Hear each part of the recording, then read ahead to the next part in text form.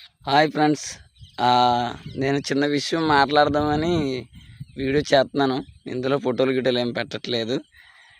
దయించి నేను ఒక విషయం చెప్దాం అనుకున్నాను. ఎందుకంటే తల్లిదండ్రుల గురించి ఫ్రెండ్స్. ఎందుకంటే చిన్నప్పటి నుంచి మనం ఈ స్థితి ఒక పెళ్ళిళ్ళు చేసుకుని, చదువుకుని బాగా ఈ స్థితిలో ఉన్నామంటే తల్లిదండ్రులే. ఎందుకో చెప్పమంటే అది చెప్పనవసరం అవసరం లేదు. అందరికీ తెలిసిన విషయమే.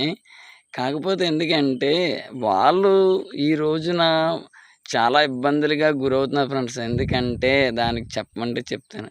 ఎందుకంటే ఆళ్ళు ఈ వయసులో చాలా చిన్న పిల్లల మనస్తత్వం కలిగి ఉంటారు ఫ్రెండ్స్ తల్లిదండ్రులు.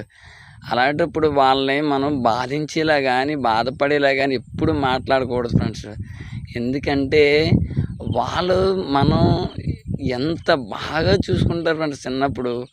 ఎంత బాగా చూసుకుంటే మనం ఎన్ని తప్పులు చేసినా, ఎన్ని చెడ్డ పనులు చేసినా అన్నీ సరిదిద్దుకుంటూ, బిడ్డలను మార్చుకుంటూ, ఇల్లులు కడుతూ, పెళ్ళిళ్ళు చేత్తూ, కట్నాలు ఇస్తూ, ప్రతి విషయంలో కానీ మన లోన పడుకోబెట్టి అలా వరండాలో పడుకుంటారు ఫ్రెండ్స్ వాళ్ళు. నిజంగాన మనకి 3 పూట్ల పెట్టి ఆళ్ళు ఎన్ని పూటలు పస్తు పడుకొని ఉంటారో అది మనకి తెలిసిన విషయమే.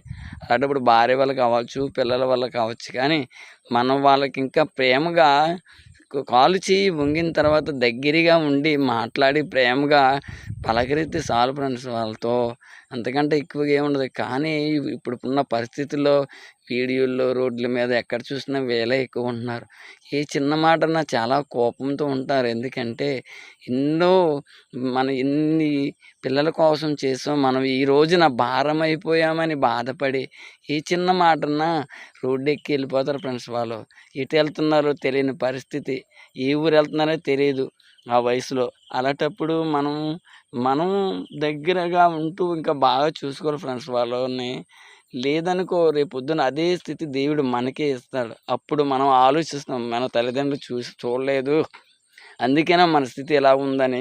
మనం చూస్తే మన పిల్లలు మనల్ని అనుసరించి అయ్యో! మా తాతయ్యని, మా నాన్న, మా అమ్మ ఎంతో బాగా చూసుకుని మా అమ్మమ్మని ఆలోచన వాళ్ళలో ఉంటది. అయేమి లేకుండా వాళ్ళేమి మనల్ని మనలా ఉండరు ఫ్రెండ్స్. మనల్ని బట్టే మన బిడ్డలుంటారు. ఇప్పుడేంటంటే ఎందుకు చెప్తున్నానంటే, ఎప్పుడూ కూడా తల్లిదండ్రులు మనకెప్పుడు భారం కాదు ఫ్రెండ్స్. నిజంగా మనం ఇంకా ఎన్నాళ్ళు బాగా చూసుకుంటే అన్నాళ్ళు మన మధ్యన ఉంటారు. మన జీవితంలో ఆస్తులు, అంతస్తులు అన్నీ సంపాదించుకున్నా తల్లిదండ్రులు ఒకసారి మన ఈ లోకాన్ని విడిచి వెళ్ళిపోయారంటే ఏదో రోజున అమ్మా అని పిలిసే రోజొస్తది. అప్పుడు బాధ అనిపింతది. ఉన్నటప్పుడే ఇంకా ప్రేమగా చూసుకుంటే మన మధ్యనే ఇంకా కొన్నాళ్ళు నడుస్తారు. అది జ్ఞాపకం ఉంచుకోవాలని నేనే ఎక్కడిదానికి నేనే అనుకుంటున్నాను అలా ఎక్కువ. ఎందుకంటే మా నాన్న చూసుకుంటేనే కదా నా బిడ్డలు